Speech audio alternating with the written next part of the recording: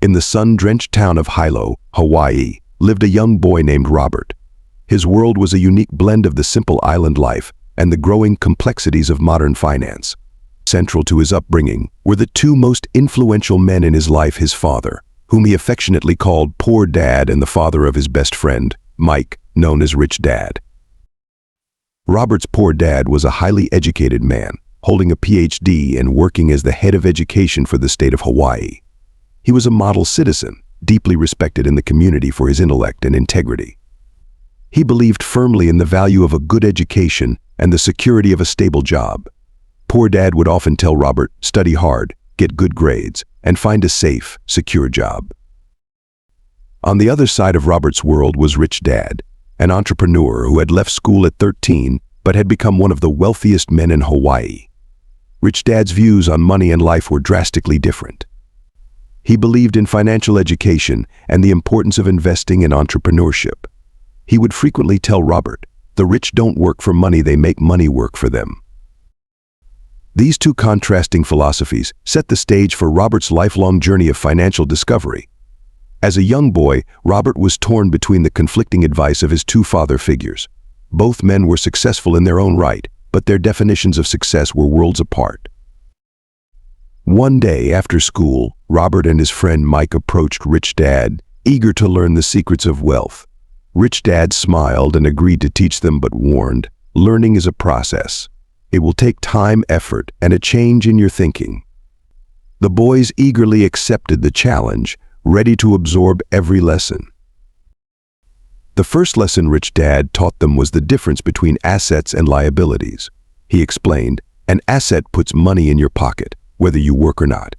A liability takes money out of your pocket." To illustrate, he pointed to his various investments: real estate, businesses, and stocks, explaining how each generated passive income. Poor Dad, on the other hand, focused on job security and saving money, often saying our home is our biggest investment. Rich Dad countered, "Your home is a liability if it doesn't bring in income." Rich Dad's next lesson was about the importance of financial literacy. He explained that the language of money is not taught in schools. If you want to be rich, you need to be financially literate, he emphasized.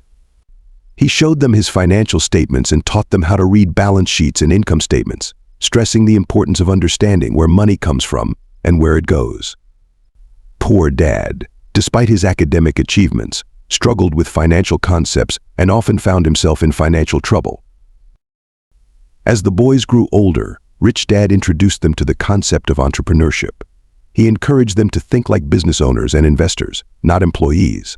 He explained the importance of creating multiple streams of income and the power of compounding interest.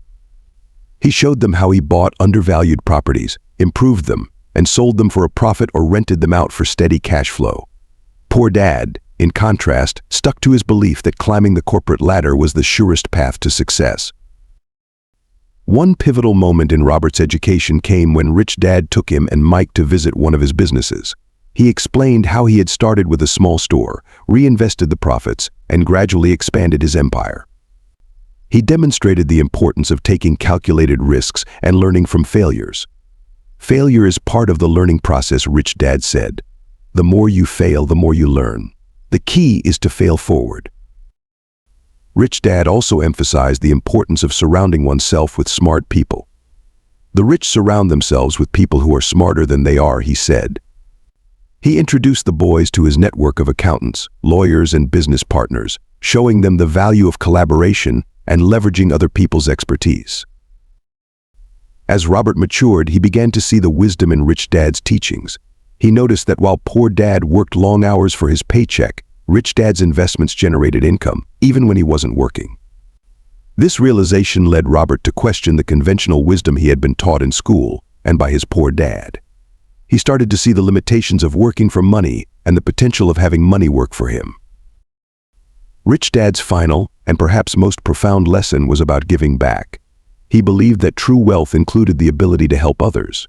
He showed Robert how he used his wealth to support charitable causes and invest in community projects. "Money is a tool," he said.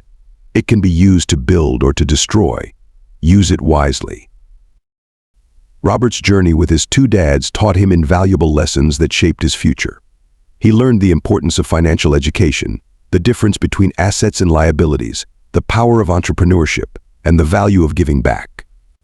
These lessons formed the foundation of his later success as an entrepreneur, investor, and author. Years later, Robert Kiyosaki would compile these lessons into his best-selling book, Rich Dad, Poor Dad, sharing the wisdom of his rich dad and the contrasting perspective of his poor dad with millions around the world. The book became a guide for those seeking financial independence and a different way of thinking about money. In the end, Robert realized that both his dads had given him priceless gifts. From Poor Dad, he inherited a love of learning and integrity. From Rich Dad, he gained financial wisdom and the courage to think differently. By blending these lessons, Robert found his path to financial freedom and the ability to inspire others to do the same. If you like this video, follow me for more. Thank you for watching.